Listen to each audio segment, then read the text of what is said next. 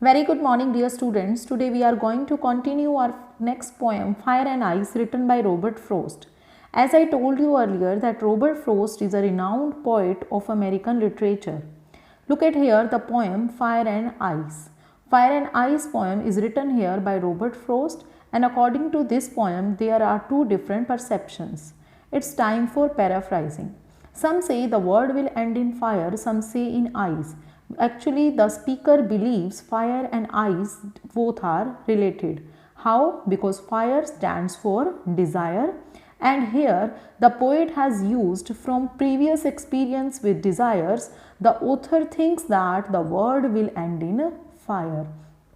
Okay, look at the first some and some are here, so some is repeated here in first and second line. So anaphora literary device is used, and I stands for the poet himself. Now look at here, but if it had to perish twice, I think I know enough of hate. So I here stands for the poet, and it here stands for the word. Okay, so in this point he knows that he knows the enough hate.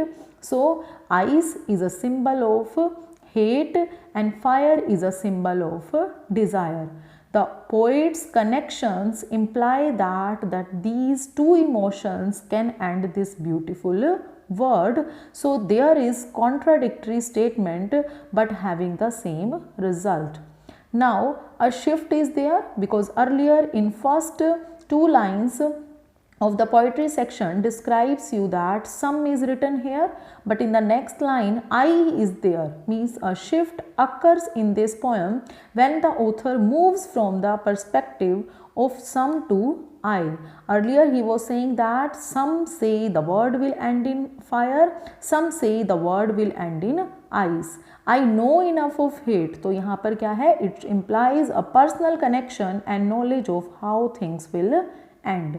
Thank you.